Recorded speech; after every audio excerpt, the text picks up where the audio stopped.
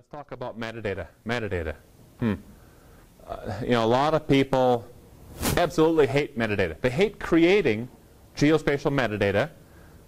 I guess I'm one of them.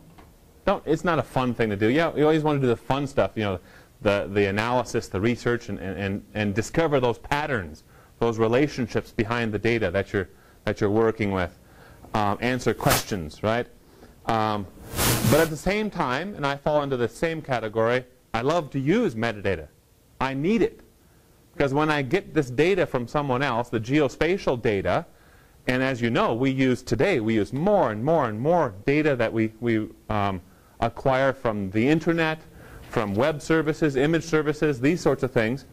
And so geospatial metadata is becoming more and more and more important because we're not the creator of all the data that we're using anymore. Years ago, yeah, the metadata was all here. We created it. We knew it inside and out. And that's still true for the data that we produce. But the data that we use today, we produce less and less and less of it ourselves. So we're not so intimate with that data. So today we're going to talk about an overview of geospatial metadata, some presentation formats, and its role as a critical data component. After completing this module or this individual class, you'll be able to, 1, explain the concept of metadata through the use of analogies or however you want to describe it. You'll be able to describe metadata as the contextual component of a data set, a GIS data set, and explain the role of geospatial metadata in the National Spatial Data Infrastructure, NSDI. And that acronym you've heard previously, right?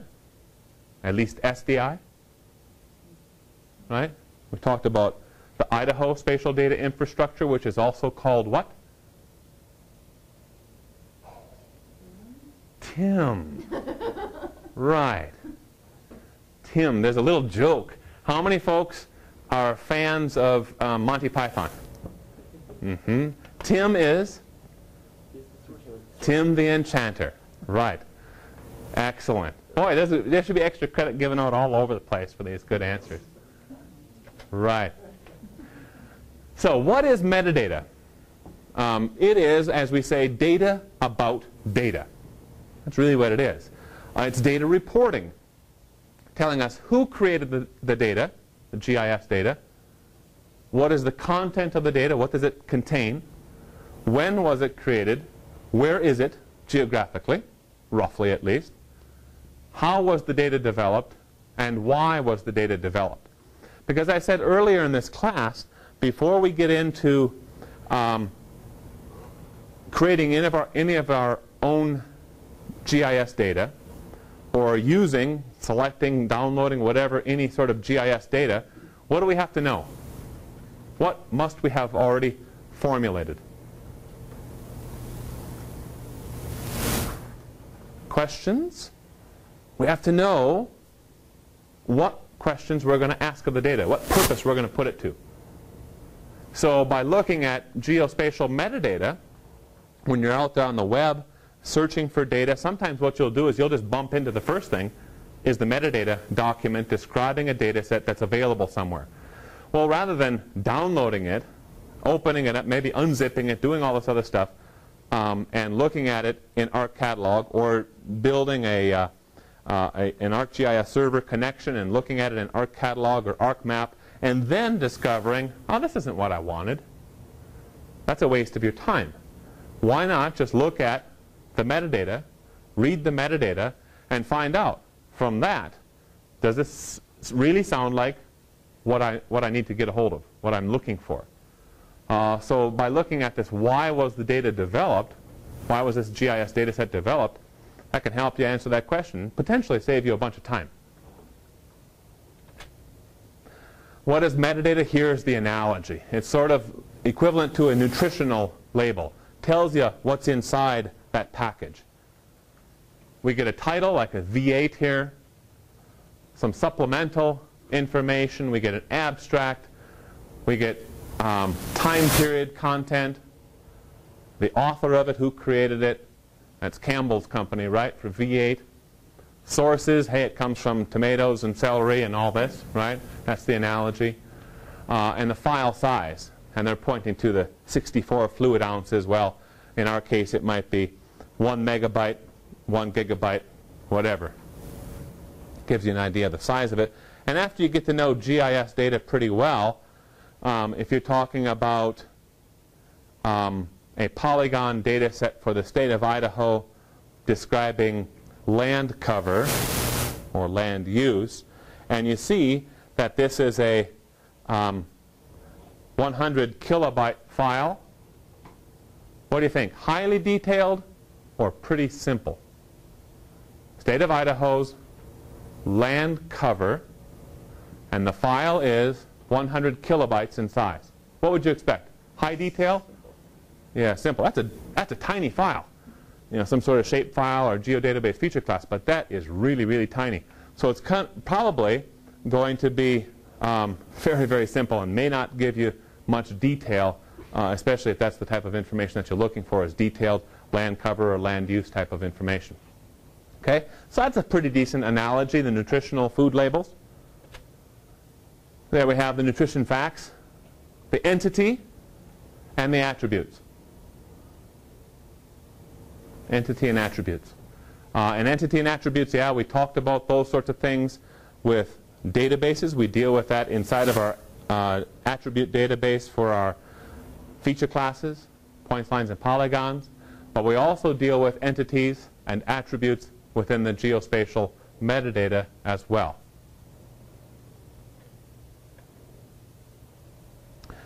Some metadata formats. Then, in the olden days, I guess, our document type was text. In fact, when I was a GIS technician, well, this is before GIS was even a recognized profession. I think we were actually MIS, Management Information, at that time. But anyways, when I was at the Wisconsin Department of Natural Resources, our geospatial metadata, and bear in mind too, there wasn't standards. There wasn't any federal standard, international standard, nothing like that. It was a binder. Okay? It was a binder, and yeah, we'd write it up in Microsoft Word, however we felt, you know. And then pretty soon someone says, well, we need the title, we need the source scale, and a couple of other things, and of course we need the a database dictionary, what we called it, right? So each individual field name, and we type in what that is, what that really represents. And then there was a sheet, and we'd punch the holes in it, stick it into our binder, and put it on the shelf. And if anyone asked for that data, we were good to share it. We'd share it, and then we'd make a copy of that metadata sheet description and send it along with a pile of maybe some zip disks or Bernoulli disks or whatever it is. Okay? Because there were no networks in those days either. So that's then, right? And then things, of course, progressed. We, of course, had digital files, kind of moved away from Microsoft Word into HTML. Of course, the web was born, and everything went to HTML. And hey, that's pretty cool. We can display it. People can just, they don't have to ask me for it. I can just put it onto a website. They can download it. They can view it, whatever they want. And that was a big improvement. Now, however, we've moved beyond hypertext markup language into XML and XSL. So XML is extensible markup language. And at this point, what we have is predefined tags. Predefined tags that, just like when, how many folks know about or have done some HTML programming? Okay, if you want to make a word appear in bold, what do? You can either put it in the HTML or make a CSS page for it. Okay, let's just say we're going to keep it simple HTML. How do we do it? You got to do a key tag. That's right. We put a tag on it, which is the caret, open, right? Put a B in there. That means whatever comes next is bolded. Close up that caret. Then whatever word we want in there, then we open it up again, slash, end the bold, and then close that little tag up. Those are called tags. Okay, we use the same thing in XML for our geospatial metadata, except the tags don't really change so much the look of it, but it sets it up so that maybe one of the tags is abstract, author, publisher, those sort of things. And then between those tags, we'd have that piece of information, the data, and maybe the publisher is Idaho State University. And then we close our tag /n/publisher, and that's it. So we tag it with XML.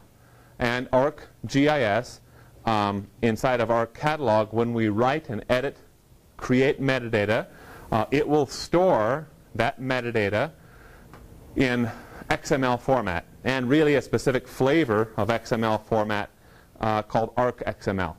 So they've got their own markup tags. Now I'll tell you this. In 9.3, 9.3.1, and previous versions of ArcGIS, they consistently used one type of ArcXML.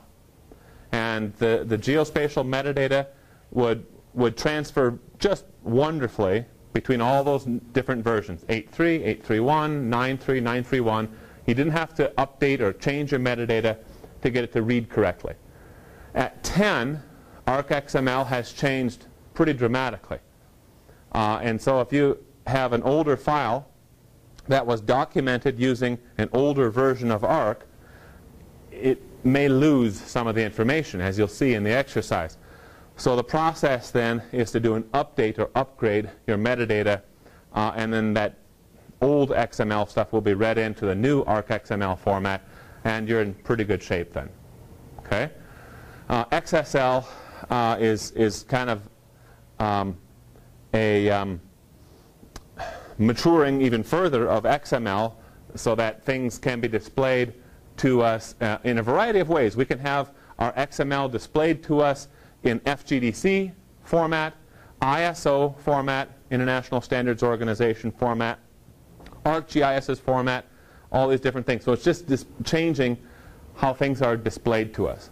But that's where we are today. We're working with these files, XMLs in particular, because why?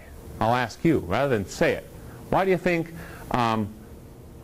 the industry has pretty much changed, moved away from HTML and toward XML, XSL? Go ahead. Compatibility, to be able to go between different programs and things you use. Okay. Yeah, yeah. So what other programs do you think need to be used, or that we'd want to be compatible with? Well, if you wanted to put it in the web, you could. If you wanted to put it in Arc, you can. Yeah. If you want to put it in another program, pretty much everything nowadays will read XML type data. Uh-huh. So yeah, you're on the right track. I'm going to try to tease out some more information out of you. So if we put it on the web, what's the purpose of that? Because if you've ever opened up an XML file as you, the user, it's pretty messy. You see a whole bunch of markup tags, and you got to look in between them and stuff. So why? Why do we want to put it out there? Well, with the XSL, you can control what people see. Mm-hmm. It's kind of like a CSS for HTML. So you Right.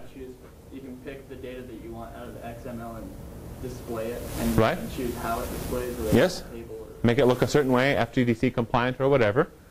Okay, what else? That's not what you're getting at, though, is it? No, I'm trying to get more. And you're like, I'm done. I don't want to say anymore.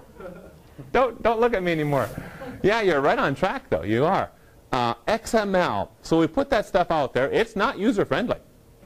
If you tried to look at those, it's really difficult to read XML. Far more difficult than HTML.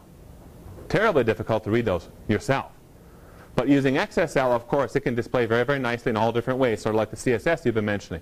But the big thing is, remember we talk about all this data is out there on the web. But what was the problem? What's the problem with all that data on the web last week? Finding it. Data discovery. So XML, remember last week? XML is one way that we can improve our data discovery, because we put that XML out there, and then there are other applications such as Ramona. Okay, Ramona it stands for something. Of course, it's another big acronym that I do not recall, and I don't expect you to recall it. There's also the Geodata One Stop. There's also Inside Idaho. Okay, those type of sites and other